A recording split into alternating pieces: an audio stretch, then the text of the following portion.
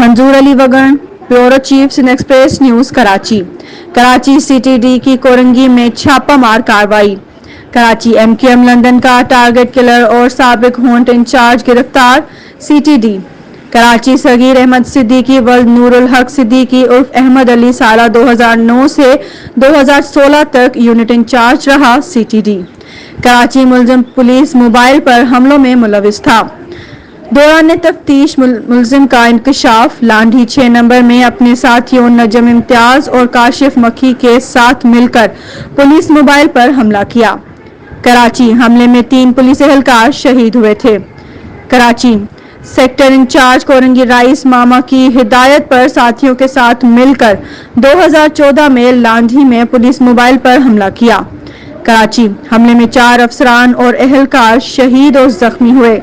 کراچی ملزم کو بعد گرفتاری مزید قانونی کارروائی کے لیے لانڈھی پولیس کے حوالے کر دیا۔